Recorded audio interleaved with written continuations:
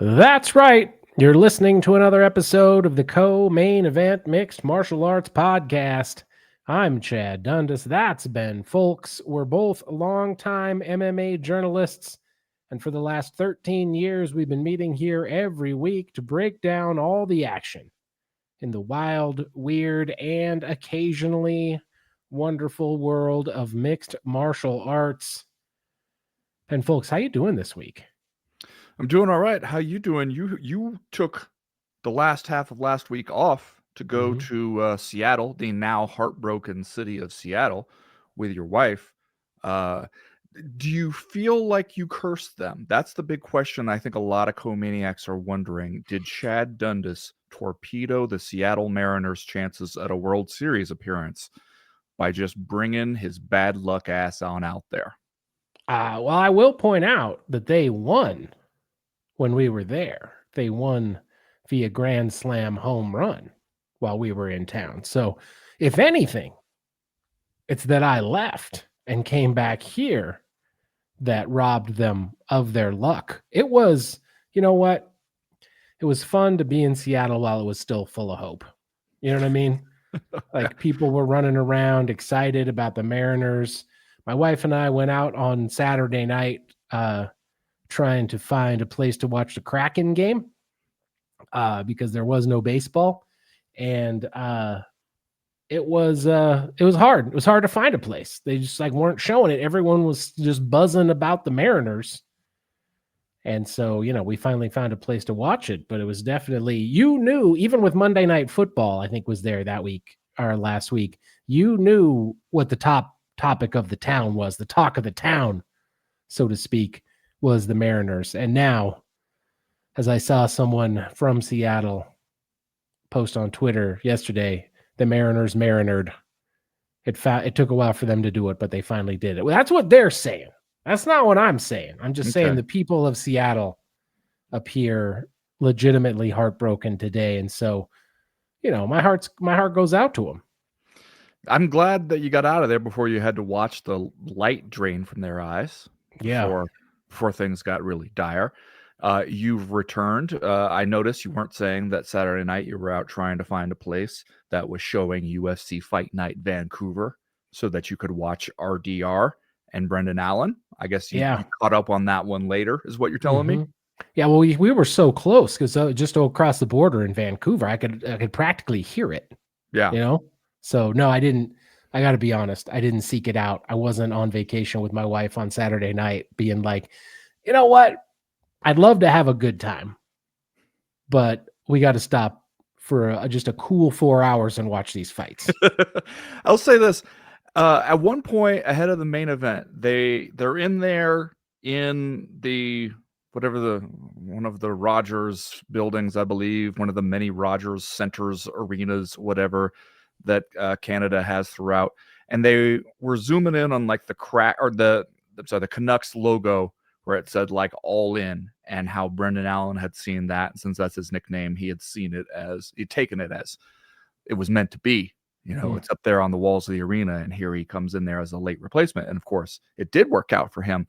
But it kind of inadvertently, when they were trying to show us the shot of the all in up there on the arena walls, they did in fact reveal accidentally that there were plenty of good seats available, as the pro wrestlers would say, because it's like you could see the all in logo, like wording on the arena, on like the lower bowl sort of portion. Then you could see like one guy surrounded by like 30 empty seats. And then, of course, afterwards, wouldn't you know it, show up at the press conference and tell you how it was a sellout, another great night. Everybody's super excited about it, and you went. So did a lot of people maybe just get stuck in traffic? Is that what we're saying? A lot of people had something come up, family emergencies come up, couldn't make it down there even though they bought the tickets. Is that what we're hearing? Official attendance 17,671. Okay. So I don't know what the capacity is there at Rogers Arena, granddaddy of them all in beautiful Vancouver, British Columbia, Canada. But that's not a terrible crowd. No, I mean, I just kind of Maybe wonder if they counted everybody twice. Is that what you're saying? maybe some of that was scalpers who weren't able to, who did not find as robust a resale market as they had hoped for. Because it did seem there were some seats. There was not an ass every 18 inches, as Jim Ross would say. You're telling me if I did want to hop in the car from Seattle, drive across the border, and make it to Vancouver, I probably would have had no trouble getting in. I think you could have got in. Well, it was nice that we did that fight night last week over there in Canada, but this week, Ben, we got bigger fish to fry because it's UFC 321 this weekend. I had heard that, yeah. And do you know where you can watch such a premium live event offering from the UFC? Your house? No, you are not welcome at my house due to what we'll refer to as the UFC 235 incident. But you could go to the Arlington Tap House in Gladstone, Oregon. That's the happening joint owned by longtime CME listener and beloved patron Ray, who is just dying to pour you your first beer for half price when you walk in there wearing any CME merchandise. You mean to tell me I could go down to the Arlington Tap House in Gladstone, Oregon, wearing my Bobby Knuckles t-shirt, and I get a cheap beer while watching UFC 321 and maybe grabbing a bite from one of their delicious food trucks on site? Ben, that is exactly what I'm saying. Plus, you'd get the satisfaction of supporting the big homie Ray, who is a gentleman and a scholar. Just head down there to the Arlington Tap House at 140 West Arlington Street in Gladstone, Oregon this Saturday night, or check them out online at 140westarlington.com. Tell them Chad and Ben sent you. They'll know what you mean. They'll know that you mean Ben and Chad sent you. They'll know that you mean business. That's what they'll know, Ben. Right. Yeah. Naturally. It's UFC 321. It's kind of a big one, right? Yeah, I mean, we're nearing, the end of all this pay-per-view shit, right? So like Allegedly, each one comes with a little special twist now that we're counting down the last few. But this one, the undisputed, sort of disputed heavyweight title going up for grabs. We're going all the way over there to Abu Dhabi, but we're getting the big homie, the biggest of homie, gas hands Tommy Aspinall defending his strap against Ciryl Gane in a fight that I'm going to go ahead and say any hope for legitimacy of the UFC heavyweight title kind of rests on Aspinall winning this shit, which ain't that just the best possible reason to think Ciryl Gane might win? Yeah, this is Tom Aspinall defending his title against at least the third best other heavyweight out there in the universe today. It does seem like Ciryl Gane winning would be some straight up heavyweight MMA shit, doesn't it? Because this is kind of a big one for Tom Aspinall. Spent so long in this purgatory waiting to see what John Jones was going to do, that now you get his first defense of what is the regular ass UFC title and not the interim UFC heavyweight championship that they had saddled him with for so long. So this is a must win here, not only for Big Tom, right, but also for the world. Because, man, if we have to sit here through Ciryl Gane 2.0 with Francis Ngannou peeking over everyone's shoulder, the ghost of Francis Ngannou constantly looming behind Ciryl Gane at every step, it's going to be, like I said, this classic UFC heavyweight division if that happened. Yeah, and it kind of does feel like the best reason to think it would happen is because it is just the kind of shit that the MMA gods would do, That other than that, though, like I looked at the betting odds on this one and saw Tom Aspinall is about a 4-1 favorite, and I kind of went, yeah, I see what they're thinking. They're thinking that Tom Aspinall needs to land just one good one. Tom Aspinall could probably even just shoot in, take Ciryl Gane down, and beat him up on the mat. Because, Big Tom has a ground game. Ciryl Gane, as yet to be seen, whether or not he has developed more of a ground game. So I see a few different paths to victory for Tom, whereas for Ciryl Gane, I mean, hey, it's heavyweights. Anybody can land one, clip you, and put your lights out. But it does seem like Ciryl Gane might need more rounds to work with than Tom Aspinall would.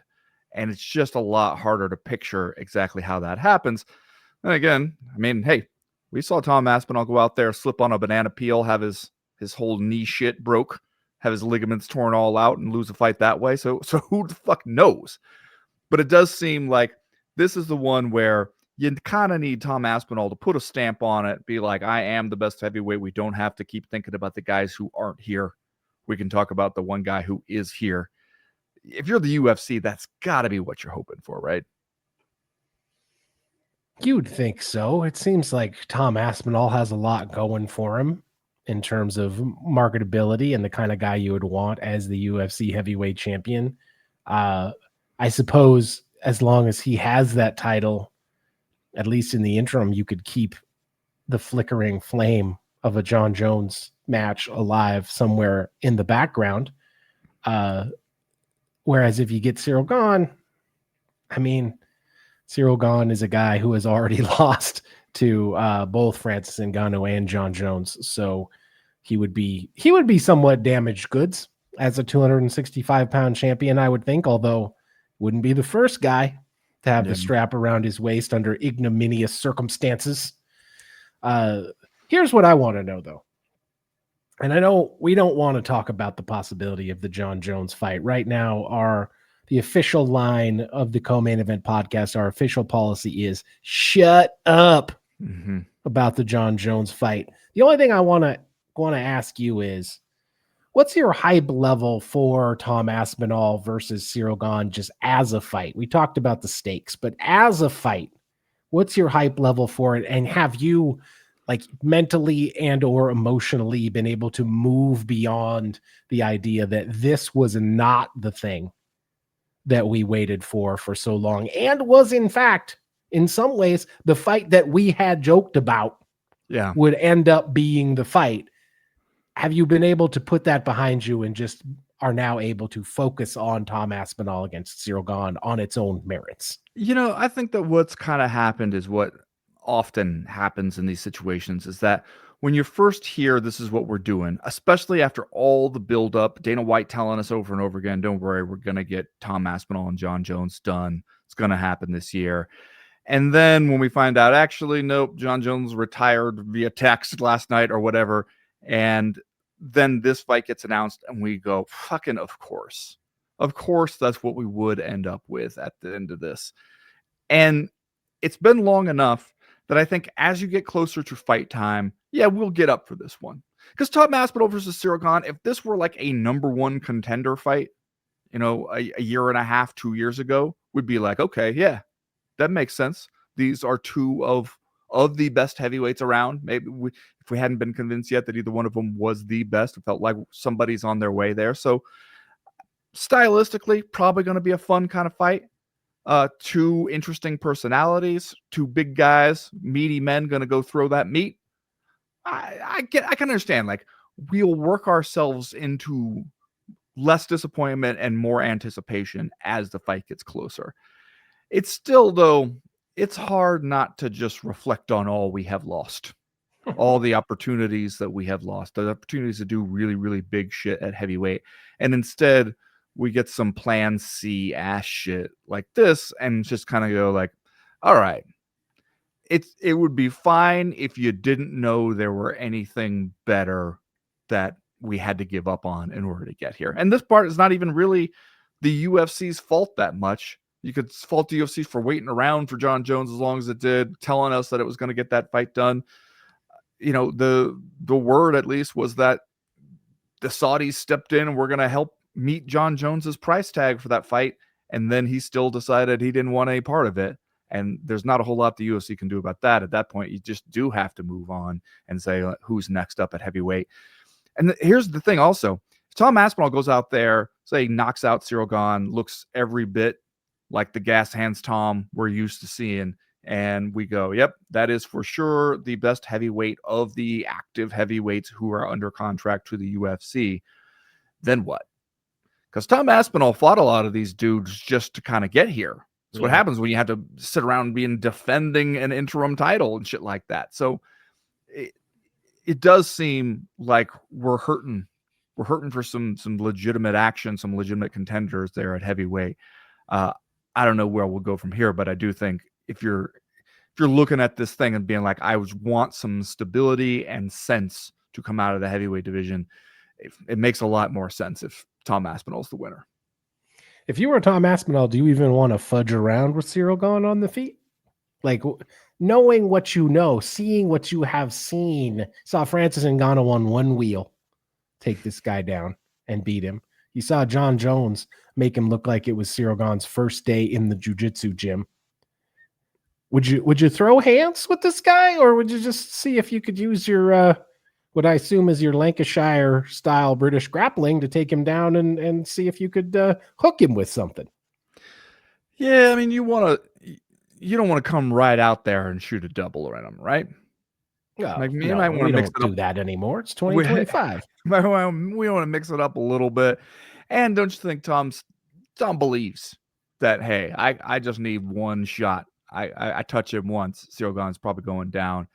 I think that he's not necessarily going to be in a hurry to take Ciryl Gane down, but I would not blame him one bit if you approach this fight being like, Ciryl Gane is going to have to prove to me that he has improved his wrestling. You don't want to go diving in there, level change, and bonk your forehead on a knee or anything like that. But there is nothing we've seen from Ciryl Gane that leads you to believe that he can hold his own on the mat with any heavyweight with a decent grappling pedigree at this point. Yeah. If it's me, I'm making him beat me on the ground. That's what I'm doing.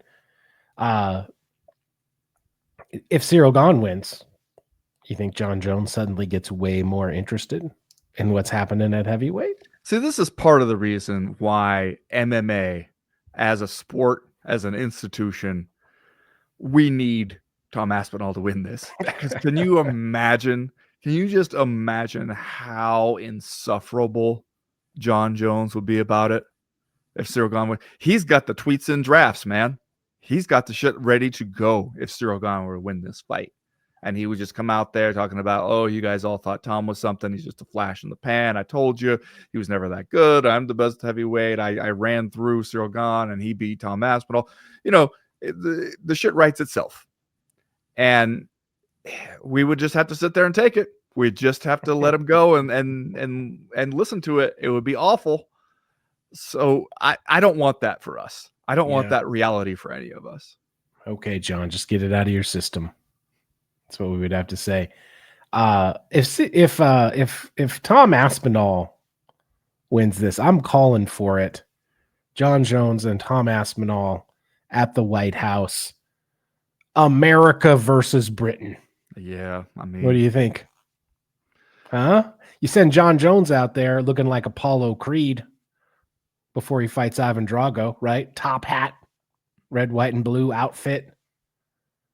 Maybe that didn't go great for Apollo Creed.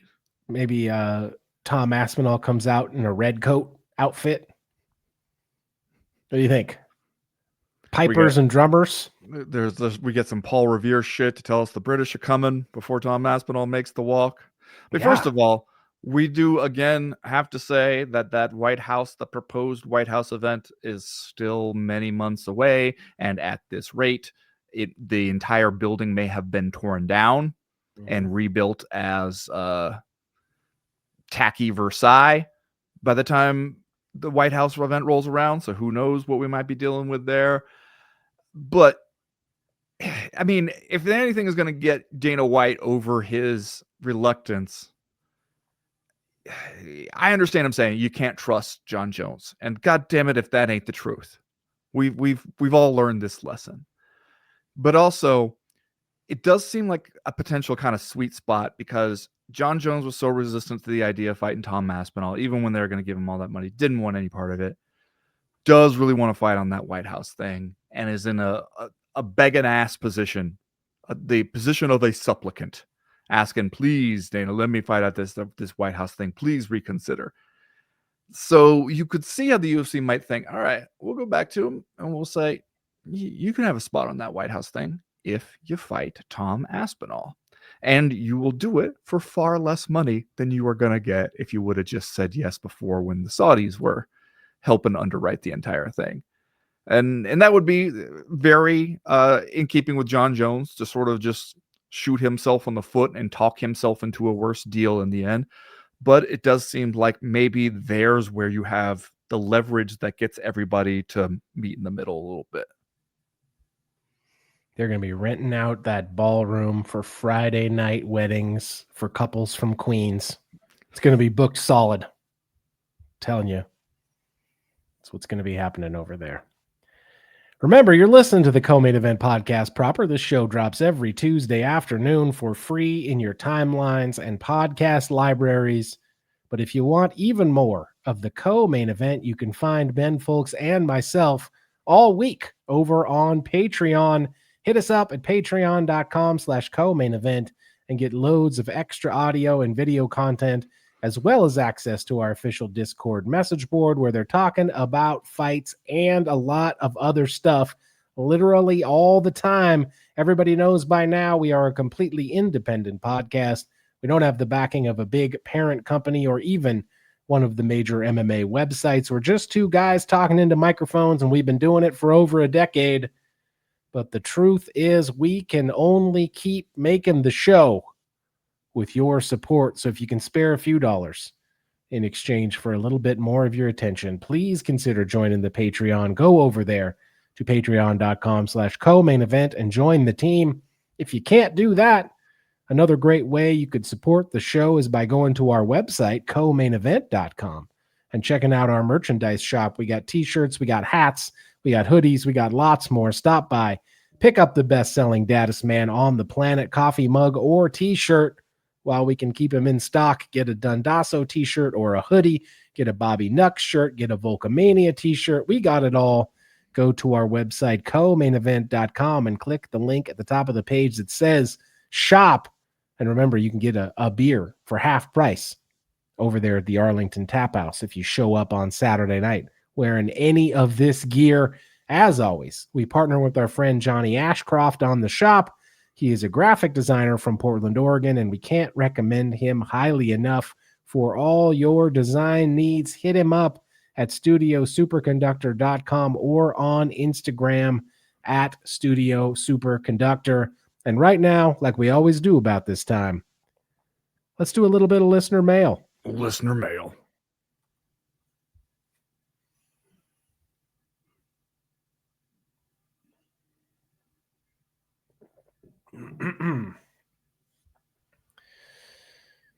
First piece of listener mail this week comes to us from Eric in Toronto, who writes, "Heard you guys talking smack about Tulsa King last week. I approve. Not because it's a bad show. It's pretty good. I've watched every episode.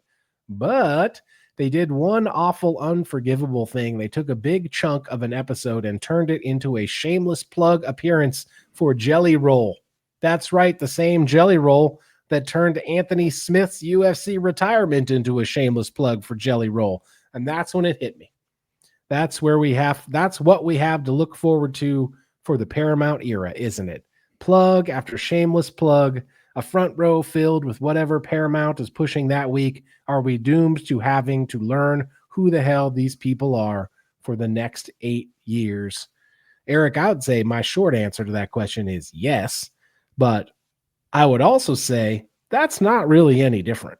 Yeah, that's what I would say. Like, we're already kind of there. Like, every UFC event for a while there was pushing the Trump administration. So that's fucking weird and obnoxious and super polarizing, especially if you're trying to create a big tent for as many fans as possible.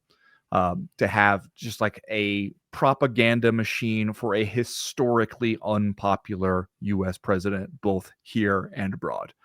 So, yeah, that's not that different to be doing it for, celebrities that we're trying to push for Paramount or whoever. The question I would have is, wasn't it supposed to work the other way around when WME came in and bought the UFC? That was what we were told. Was like, hey, these guys, they have such great entertainment industry contacts. We're going to make these fighters into big stars, get them all this great exposure. That's also what we're saying now that we're making the move from ESPN to Paramount, is trying to convince us somehow that you get seen by more sports fans by leaving ESPN for a streaming channel that's not really associated with sports in most people's minds. But that was the promise. It was that, like, hey, these UFC fighters, they're gonna go on Jimmy Kimmel, they're gonna go on, Stephen Colbert show.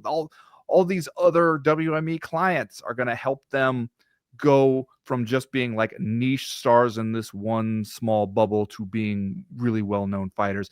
And that didn't happen at all. You have fewer stars now by a long shot than you did back when WME bought this thing. And so it does make you wonder, like, have we given up on the idea that we might try to use this stuff to shine a light on UFC fighters? Instead, we're just using the UFC to shine a light on other shit, such as Jelly Roll. I mean, this is how it was going to be most likely anywhere the UFC landed. If they were on Netflix, we would just see the WWE people in the front row, Triple H and Stephanie McMahon and whoever else they were trying to get over. Wherever they landed, you were going to have some kind of cross promotion. So, now it's just going to be the stars of Star Trek Strange New World. NCIS Tony and Ziva. Those, the stars of that show, going to be sitting there, front row. Wait, what? And what? Mobland. You're going to have the stars of Mobland sitting in the front row. Criminal Minds Evolution. Going to have the stars of that show sitting there in the front row. These are real shows. That's you wouldn't know if they weren't. I wouldn't know. I'd have no way of knowing.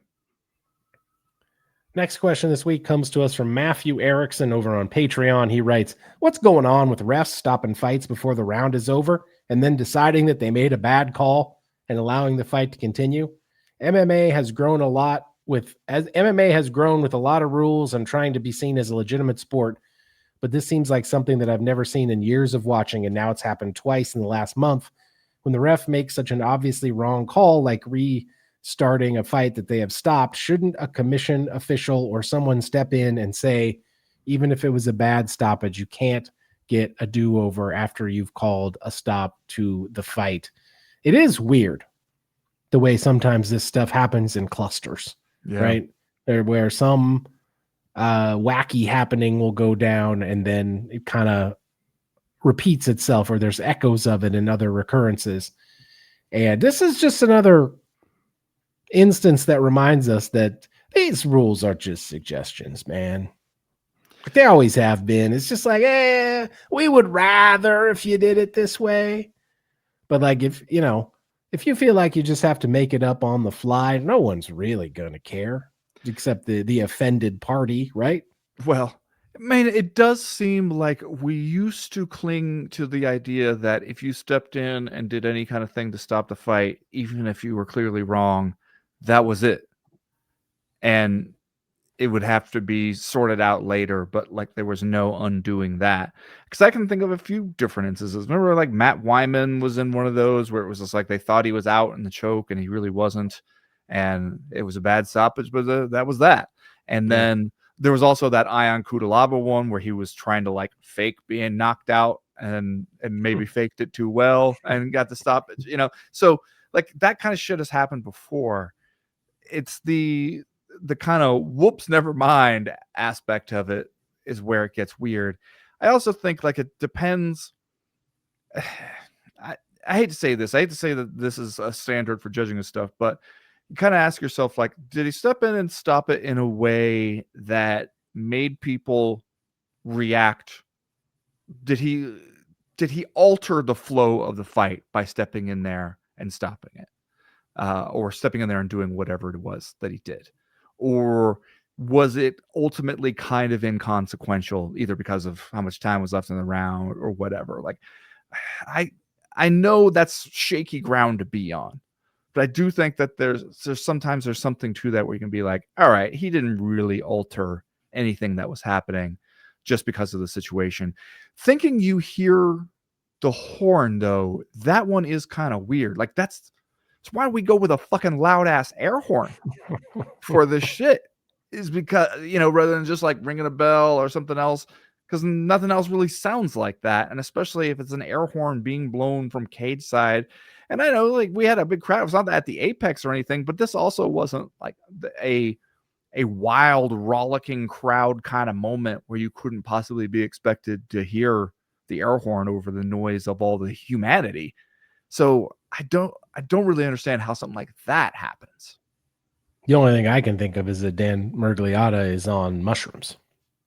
Okay. Sure. Or acid. I mean, I've been to Vancouver. They'll sell you some a range of stuff to have a good time with over there. They're pretty open-minded people in that sense. You ever So refed an MMA fight on acid, dude? It's as close you'll get to touching God. maybe I have. Maybe I don't remember. Okay, here's the thing. Should we be allowed to have a do-over? Is that a better system than whatever the ref calls has to stand forever and eternity? With apologies to all the guys who have been screwed in the past.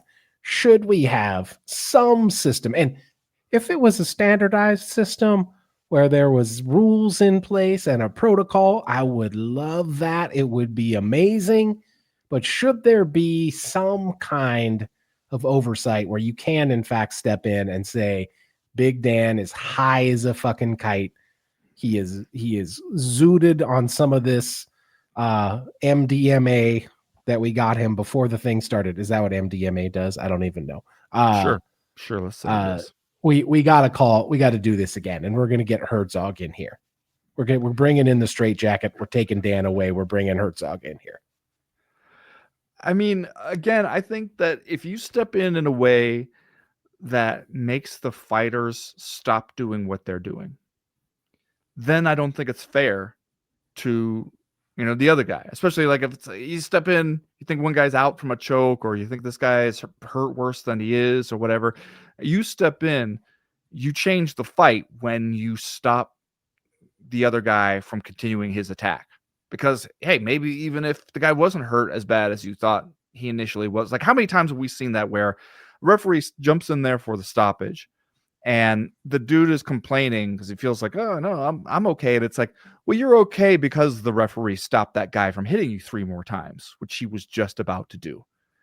And once you do that, like that's the thing that we've always said makes this such a hard sport to referee, is because every single call you make, right, is the throw at home plate in the bottom of the ninth.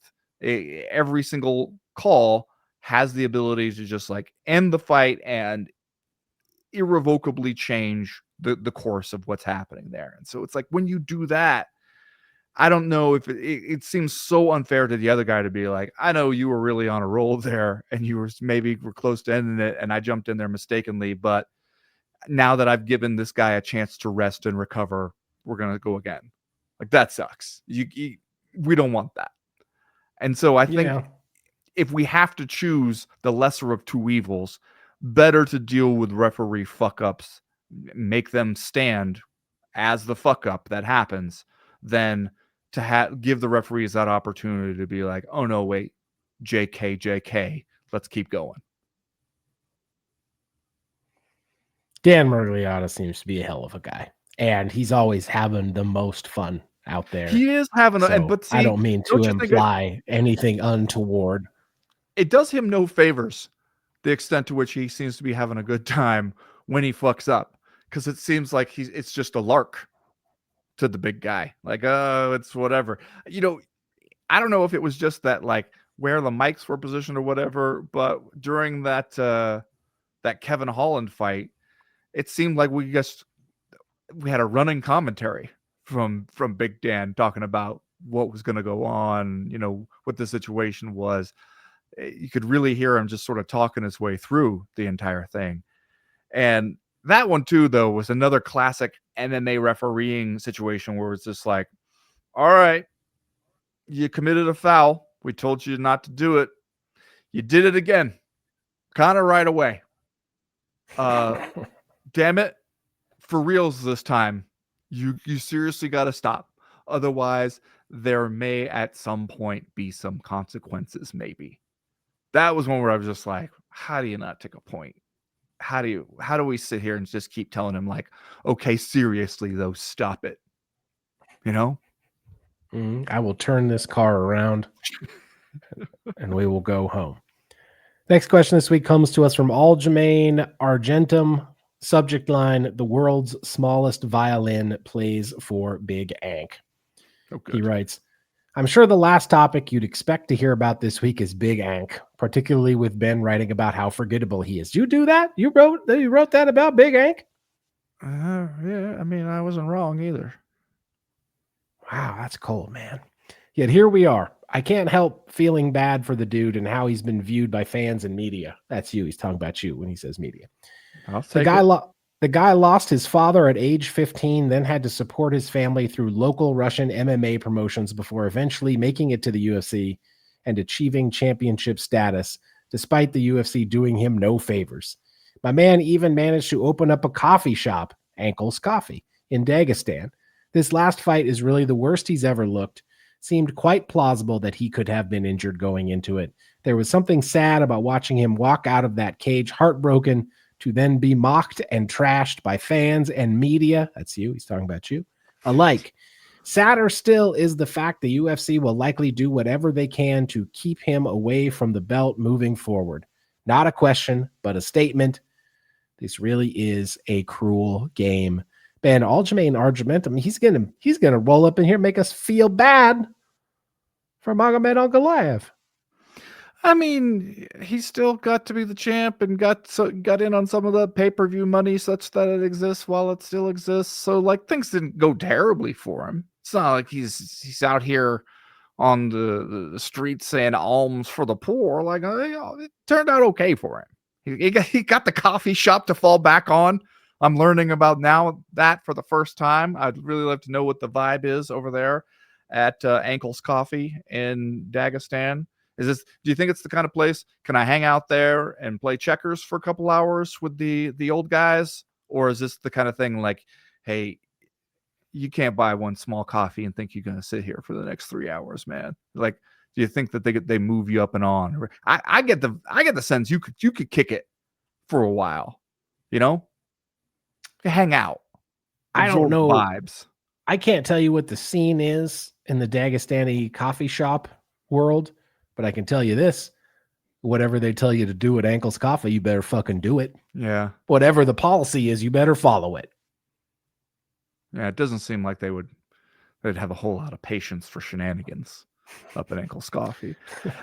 I mean, but before we get feeling too bad for the guy, it is what it is, as Max Holloway might say. He's not been very memorable as a person or a personality, despite attempts to have him change his nickname and wear sunglasses sometimes. Stylistically, he's okay, but he's not exactly must-see TV. He had the opportunity, like, he came out there, he beat Alex Pereira, had the opportunity there, to hold on to the belt, goes and gets dropped almost right away in this one. Say whatever you want. Maybe he was injured going into it. Well, then don't fight. You have options there. I agree that it's a cruel game, and yeah, the UFC is probably not going to be in any hurry to try to get him back into another title fight. I can see why, because it didn't really connect with people. It's one of the least memorable title reigns that we have seen in recent memory in the UFC. But I don't know what we're going to say for the guy after that, because, I mean, he is part of the reason that it was that way. It's not like a thing that just happened to him out of nowhere. Ben Fowlkes is out here in his silk waistcoat with his gold chain pocket watch and a giant cigar in the corner of his mouth, saying, everybody's got a hard luck story out here, kid. Yeah, Move along. Next question this week comes to us from Cold Cock Colby. Now, I don't know if that's something that he wants to see happen. I think yeah. Okay, just could be just a reference to. I think he's trying to manifest this. He's putting that out into the universe. because Derek Lewis's balls is hot sometimes. So cold cock Colby just I it wish could you be hadn't. I wish you hadn't done that right now. could be a descriptor. God damn it. Anyway, Triple C writes, "Uh-oh. Sounds like Dustin Poirier isn't exactly loving being retired." This story from Mike Hack over on MMA Fighting. It's a long quote from Dustin Poirier about life in retirement, but I'm going to read it because, as always, Dustin Poirier is a thoughtful and guy who comes off as perhaps being too smart for this game. He says, "Yeah, it's harder than I thought it would be. I thought it would be a relief when I finally put the gloves down and I don't have this weight on my back or this cloud over my head of getting better or what's next or there's another fighter training to compete against me. That's been like that in my mind for 20 years. I thought it would be a relief and an exhale and life would begin in a different way, but it kind of hasn't yet. Maybe I'm still processing. Maybe it's going to take more time than I expected. But when you do something for this long and dedicate your life to it, every day I was waking up with a fire under me, trying to be a better fighter, get in better shape, learn new tricks, ask questions. It was a journey of finding out a lot about myself, but finding it out through martial arts. And then one day you wake up and it's just not there, but the fire's still there. But the fact that I'm not going to get to do this again, and any time I've ever lost in my career, I've always righted the ship. I've always put things back in the right direction. And now, walking away from this, I know that was it. I don't get a chance to right the ship anymore. I don't get my chance to put my hands in the air again. I miss it more than I thought I would, and I'm still processing it all day by day. Time heals all, but I'm just hoping I get into a better flow. I've been really just trying to keep my mind busy, staying busy doing things so I don't have time to sit around. But God, I've got to tell you, the days are long when I'm not waking up, training, coming home, training again, doing road work. It's a way of life. It's not just a sport I competed in. It was the way I lived my life, and I'm still processing." I talked to Dustin Poirier and we talked about much of the same stuff. My article's up on the Uncrowned right now. He said a lot of the same stuff about how, as you said, kind of like a thoughtful and honest and forthright guy about it, where he especially was just saying, like, I thought that it was, I knew it might be difficult to retire and go into that life, but here's what I thought the hard parts would be versus what the hard parts are actually turning out to be. To me, though, there was some part of me that goes, the fact that he can be this honest, especially with himself about it, gives me maybe more hope that he'll be able to stick to it. I think because he said something to me where he was like, I was kind of lying to myself a little bit about some aspects of this.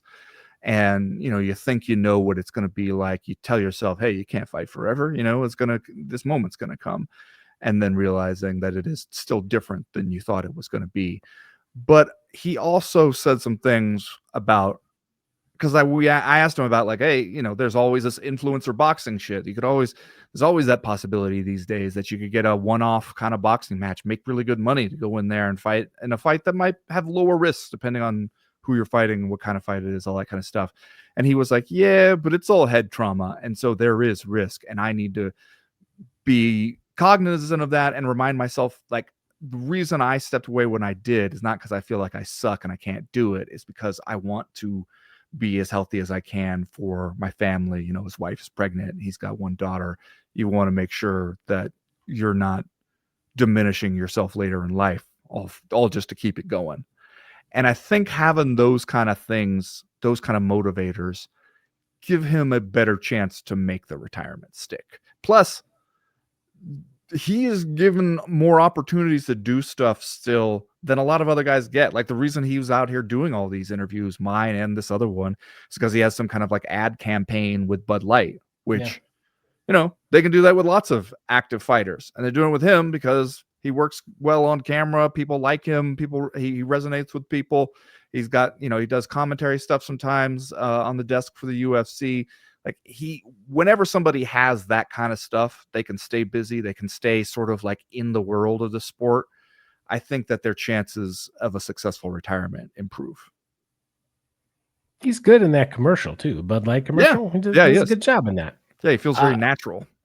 You'd love to think Dustin Poirier could stay away, right? Like if anybody is smart enough and has, as you said, as many outside the cage opportunities and is self-aware enough and sounds like thinking about his overall health, you would love to think that Dustin Poirier would be able to stay away.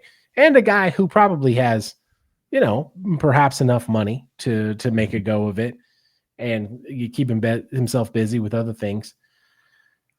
He would be the exception to the rule, though, certainly. Yeah. And he is the exception to the rule in many ways. But maybe he will continue to be that, though these quotes don't seem like it's trending that way.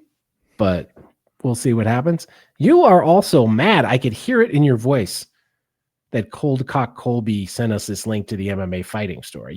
I could hear how mad you were. Mine just went up today. He didn't have an opportunity to see. I mean, mine went up like probably 20, 30 minutes before we started recording. So I don't blame Cold Cock Colby for that at all. I blame him for having you put the idea in my head that we're talking about the temperature that's going on with Colby Covington's nether regions. That was your choice, and it was a regrettable one. Last question this week will be from Tim Clifton on Patreon, who writes, "The stool ain't cool. In Saturday's main event, RDR quit on the stool between rounds 4 and 5. This was an ignominious." Wow, that's 2 ignominiouses on the show today. What other MMA podcast will give you 2 ignominiouses? I ask you. This was an ignominious end to the contest and one that will be remembered unfavorably. Would a better option for RDR have been to give up the sub? Is there any way back for him now? Ben, we could have a muddled title picture at middleweight, and we also have a vacant women's strawweight title fight at UFC 321. We'll talk about both of those things right after this.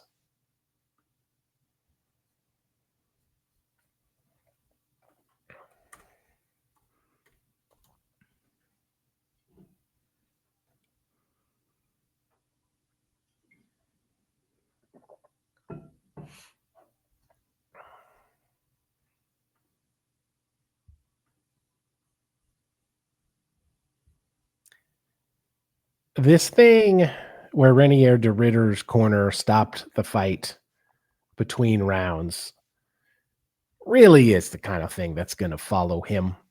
And I think so. I mean, I don't know if it's fair. I don't think it's fair. I'm just saying that this sport has a long history of schlubs like me and you who get tired when they're out there mowing the lawn, looking at guys who do this. Remember it used to be on the old school MMA message boards?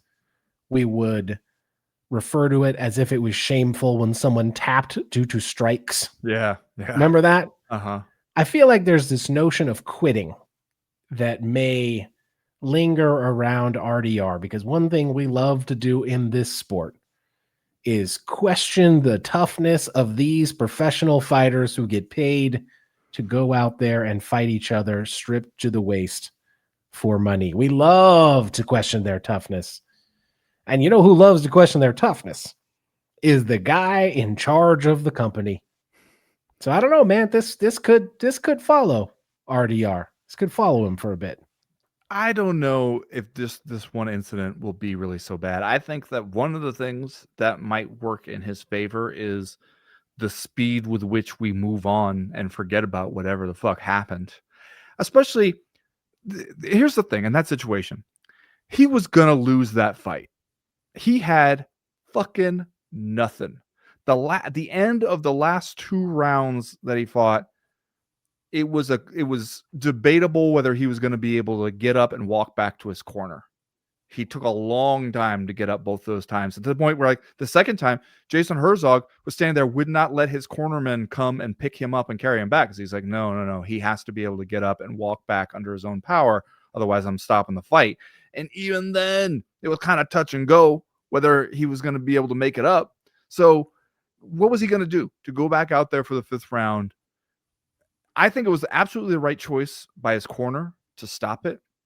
Like they put that on themselves rather than making him, be the one to say like I quit. They could take the responsibility of that one. And they also looked at it and went, look, he doesn't have it in him to really do anything in the 5th round. Whatever hope you might have for a Hail Mary punch or submission or whatever out of nowhere, it was just completely gone by that point.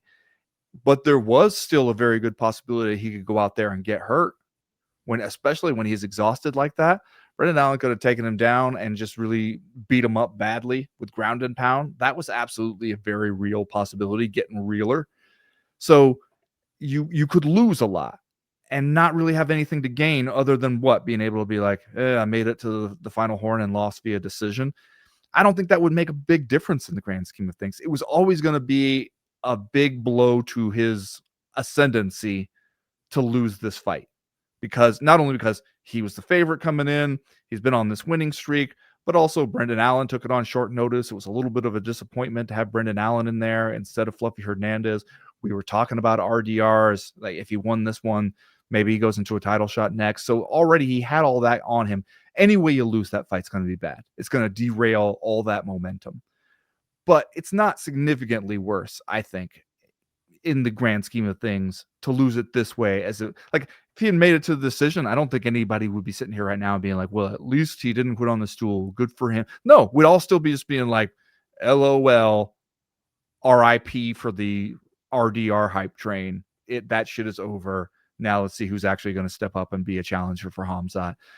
Nobody would have been willing to give him credit for that. And I think that his corner did the right thing, realizing like, look, you don't do your guy any favors, send him out there to take more damage. Instead, admit we lost this one, go home, try to come back stronger. I also think that if he's going to get any sympathy, he might legitimately get at least a little bit of sympathy when people look back and they realize this was his 4th fight of 2025. It was his 5th fight in less than 12 months. It's a lot. And you go out there for another 5-rounder and maybe you didn't have it anymore. The strain on your body of all those fights in such a short span of time, you just kind of hit a wall. Because that's what it seemed. It didn't seem like he was outclassed or anything. It seemed like he just sort of did not have enough in the tank in that fight. So I think that this gives you an opportunity, fight again another day. And I don't think it's necessarily such a disaster. I mean, it'll depend what happens next, but there was no way you were going to lose that fight that wasn't going to be harmful to the overall ascendancy of RDR. Dude, you're talking sense right now. Don't you think though, like the sense. days that when we would give people a lot of shit for quitting and everything, and like I'm not saying it was right when we did it then, but it also was a period where one thing could happen and it could define your entire career, because who knows how many times we'd even see you. There'd be 3 or 4 weeks between events to sit around and talk about it. Now we're going to turn right around and go to Abu Dhabi for this shit. Something weird will probably happen out there. We're going to turn around and go somewhere else after that. Like 3 weeks time, we'll not be talking about RDR quitting on the stool. And also it wasn't like he was sitting there just being like, whatever you do, don't send me back out there. It was his corner being like, we're going to stop it. And the most he could do is basically give like the tiniest little nod as if to say like, yeah, I guess so. Is Nasruddin Imavov the number 1 contender? I guess so. Or do we have to have him fight Fluffy Hernandez? Is that the fight? Do we have to have that fight, or is the pirate Nasruddin Imavov with the parrot on his shoulder? Is he the number 1 contender? I guess he is. I guess fine. Let's go ahead. Let's go ahead. Let's see if Khamzat will give us a different kind of performance now that he has the belt and he's not necessarily playing it safe, just trying to get the belt when he knows he has it, because he took some shit for that. Let's see if now that he is the champion, if he goes out there and tries to make a statement against somebody. I kind of just want to see him in a fight against somebody as champion now, and maybe let's not overthink selecting a guy, especially because it's a very real possibility we might get through a few of these guys. Khamzat might get an opportunity to serve a few people in the line. So let's go ahead, book him Imavov, and then we can think about who's coming after that. The UFC knew exactly what they were doing in this countdown show, showing Mackenzie Dern in her quote-unquote recovery phase. Did you see this? Yeah, I saw it. out there poolside, bikini with her friend. You got to recover, Chad. You got to get. Is that recovery? Is that what recovery looks like? She got the jet lag, Chad. She got that jet lag. She can't go out there, Abu Dhabi, with that jet lag. You kidding me? Got to recover. Got to get your bikini on and recover. Mm-hmm. Get some footage you could use for the countdown show or whatever it was. We got the vacant women's strawweight title fight as the co-main event at UFC 321. Of course, Zhang Weili going to vacate her title in order to challenge for the UFC women's flyweight title. And so we got Virna Jandiroba and we got Mackenzie Dern squaring off in this co-main event. Mackenzie Dern on the heels of a 2-fight win streak. She beat Lupi Godinez and Amanda Ribas, and you got Virna Jandiroba worked a little bit harder to get there. She's got 5 straight wins. And so we're going to do the damn thing, try to get a new champion in this division. And I don't know. Seems like the UFC might have a rooting interest. Yeah, you think so? If I had to guess, one of these fighters is doing some recovery on the countdown show. Also happens to be Mark Zuckerberg's favorite fighter. Close down the Apex so the man could come watch his girl Mackenzie Dern. Mm-hmm. There does seem to be, maybe if you ask the UFC, hey, in a perfect world, who comes out of this as the champion? I feel like maybe it wouldn't be Virna. Just maybe. And yet, Mackenzie Dern still rolls out here minus 155. She is the favorite over Virna Jandiroba. Are we believing? Are we Mackenzie Dern believers at this point? Because, for a long while there, she's winning one, losing one. Mm-hmm.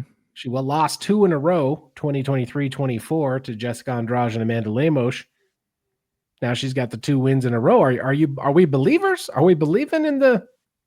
Are we sitting here right now saying Mackenzie Dern UFC championship material? I mean, she does have a win over Virna Jandiroba from 2020, but still, for a while now, it has seemed like Mackenzie Dern is in that territory where she could win or lose almost any fight. And we've seen her sometimes come out there and we'd be like, oh, hey, look, Mackenzie Dern finally putting it all together. And then we've seen her come out for a fight after that and be like, Mackenzie Dern taking backward steps before our very eyes, seeming to get worse as time goes on. So I don't fucking know, man. Is she championship material in the sense that she could win a belt in a somewhat favorable matchup for the vacant title? Yeah, she could absolutely win this particular fight. Would that mean she's the best on the planet? I don't think we'd really look at her that way just because of what's going on in the division and how we came to have a vacant title fight in the first place.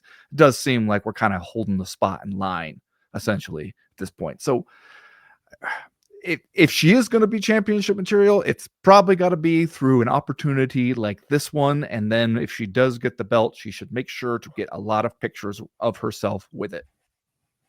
Because I don't know if it'll be there for a long time. Yeah, you're making the Mackenzie Dern era sound. You're dubious of the Mackenzie Dern era, is what it sounds like.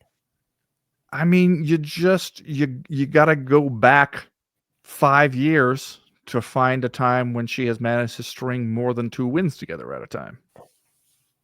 So I don't know. I don't know if that person gets the strap and then holds it down for years to come. Maybe she can be champion of the metaverse. How are we doing with the metaverse, by the way? I don't know. We were gonna have fights there once upon a time. We were gonna have fights in the metaverse. It was an inevitability. It was just right around the corner, and then it feels like you just don't hear so much about it anymore, or at all. Yeah, you would think interest in the metaverse from within Meta would only be higher at this point. You'd think that having fights in the metaverse would be chief on the mind of certain members of the board. over And there. we got Dana White on the board at Meta.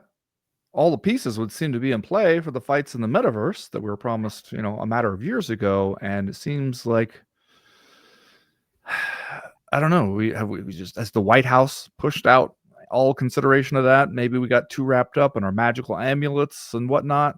I don't know. You just don't hear about it at all. Here, I'm going to reveal my ignorance. Is there a metaverse? Is that a thing that exists?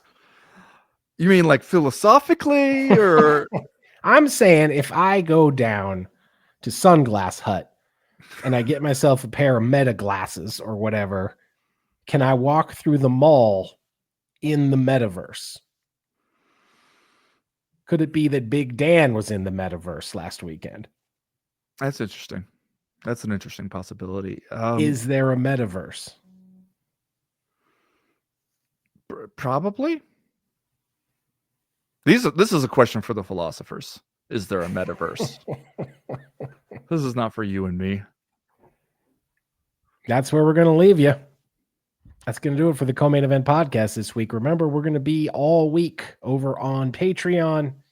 Tomorrow we'll be doing the live chat, doing nothing but taking your questions for usually an hour and change. Thursday, we got Doing the Damn Thing, where we talk about non-MMA related stuff. And then Friday's Power Hour to catch you up on the stuff that happened during fight week and get you primed for UFC 321. We appreciate your support. Thanks for listening, everybody. Kick it over to patreon.com/co-main event and join the team. As for right now, we are done. We are through. We are out. I can tell you this. If you try to Google, is there a metaverse? First of all, it up until you get to the last few letters, it thinks you're asking if there's a meteor shower tonight. But it also suggests, as other questions people ask, is the metaverse a thing? But when you Google it, what you see is a lot of articles being like, hey, whatever happened to this metaverse shit that we were supposed to get? So basically, a lot of people are having the same conversation out there right now.